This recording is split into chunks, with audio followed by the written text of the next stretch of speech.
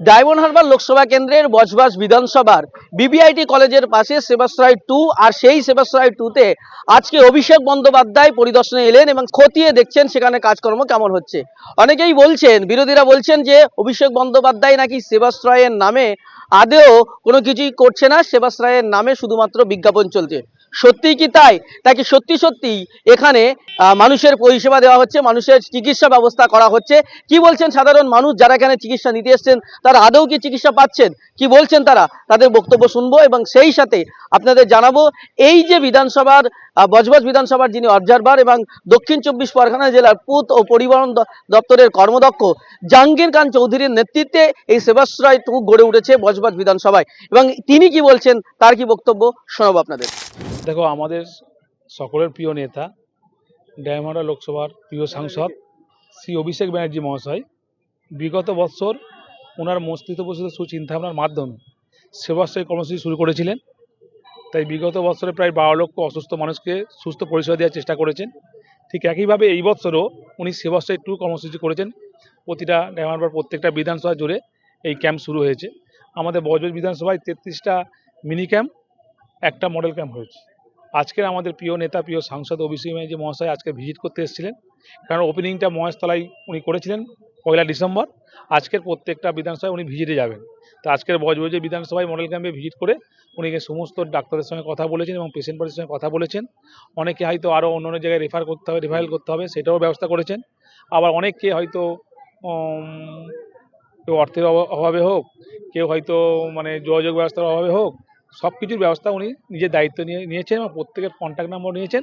সারা মাস ধরে, সারা বছর ধরে আমরা প্রত্যেকের সঙ্গে আমাদের প্রিয় সাংসদ, প্রিয় নেতা ওনার অফিস থেকে যোগাযোগ রাখে এবং তাদের সঙ্গে যোগাযোগ করে কাউকে এইমসে পাঠাচ্ছে, কাউকে ব্যাঙ্গালোরে পাঠাচ্ছে, কাউকে ভেলোরে পাঠাচ্ছে, কাউকে অ্যাপোলোই পাঠাচ্ছে, কাউকে পিজিতেও করছে, কাউকে মেডিকেল কলেজ, যাকে যেখানটায় নিয়ে গেলে সেই পেশেন্টটা সুস্থ হবে সেইভাবে উনি প্রত্যেক জায়গায় রিফাইল করে। হ্যাঁ হ্যাঁ, একটা হুগলির খানাকুলতেও একটা পেশেন্ট এসেছিল।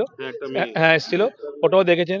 একটা যেমন কঙ্গনবেরিয়া থেকে একটা এসেছিল, একটা গাড়ির মধ্যে ছিল, ওনার সঙ্গে কথা হয়েছে এবং ওনার যে অক্সিজেন লাগবে বা আরও যা ইনস্ট্রুমেন্টগুলো লাগবে সেটা এমপি সাহেব কাল সকালের মধ্যে ওনার বাড়িতে প্রোভাইড করে দেবে, সেটাও বলেছেন। আর ভেতরে যে সমস্ত পেশেন্টগুলো যা কথা বলেছে প্রত্যেকের নাম্বার, ফোন নাম্বার নিয়েছে এবং ওদের যতটুকু হেল্প করা আমাদের এমপি সাহেব বা আমাদের সাংসদ প্রিয় নেতা বলেছে। পর্যন্ত কতজন রেজিস্টার্ড করেছে?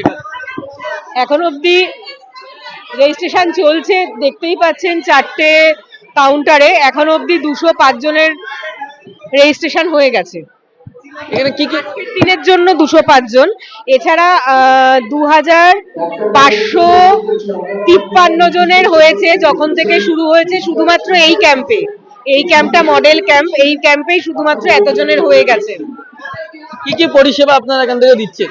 এখানে সমস্ত রকম পরিষেবাই আছে। চোখ দেখানো হয়, চোখের পাওয়ার পরীক্ষা করা হয়, বিভিন্ন রক্ত পরীক্ষা করা হয়, ব্রেস্ট ক্যান্সারের স্ক্রিনিং করা হয়, বিভিন্ন রোগের চিকিৎসা বিভিন্ন ওপিডি আছে, আইসিইউ আছে, সব রকম দাঁত আছে, ডেন্টাল আছে, এখানে ইসিজি করা হয়, ইউএসজি করা হয়, সমস্ত কিছুর পরিষেবা আছে। আর যেই পরিষেবাগুলো এখানে নেই, যেমন ধরুন এমআরআই বা সিটি স্ক্যান, সেগুলো আমরা রেফার করে দিচ্ছি বড় হাসপাতালে, সেখানে গিয়ে চিকিৎসা হচ্ছে।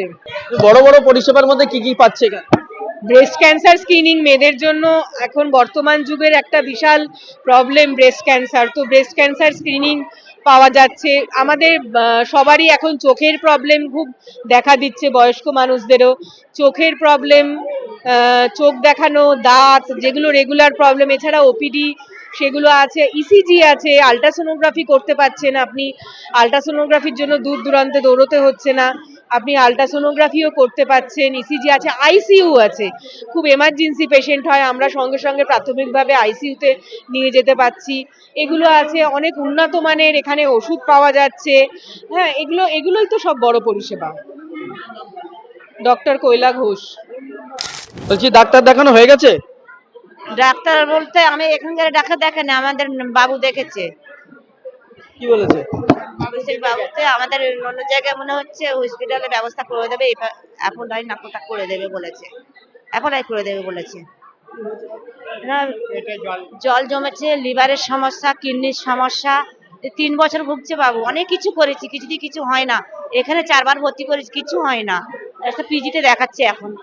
তুই থেকে এই ওষুধ সবে চালু করেছে। হ্যাঁ, এখানে এসে আমার বাবুর কাছে দেখা করেছি, বাবু যা সাহায্য করবে আমাদের ওই সাহায্যটাই লাভ, এছাড়া আমাদের কেউ সাহায্য করার লোক নেই। বাবু যদি সাহায্য করে আমি বাবু বলতে বলেছে বলেছে হসপিটাল বড় হসপিটালে ভর্তি করা হবে। বলেছে, কে বলেছে? অভিষেক বাবু। হ্যাঁ, সবার সঙ্গে এখানে কথা। অভিষেক বন্দ্যোপাধ্যায়ের সঙ্গে আপনার কথা হয়েছে? হ্যাঁ হ্যাঁ, কি বলেছে, কি বলে? বলেছে আপনাকে ভালো হসপিটালে চিকিৎসা করানো হবে, অ্যাপোলো হসপিটাল। Apollo hospital. আপনার কি হয়েছে? কি আমার পেটে জল জমেছে, কিডনির অবস্থা, লিভারের অবস্থা খারাপ, এই জন্যে বলে এখানে এসছেন? এখানে আসছে। আমার ওইখানে বাড়ি তো, হ্যাঁ, ওইখানে।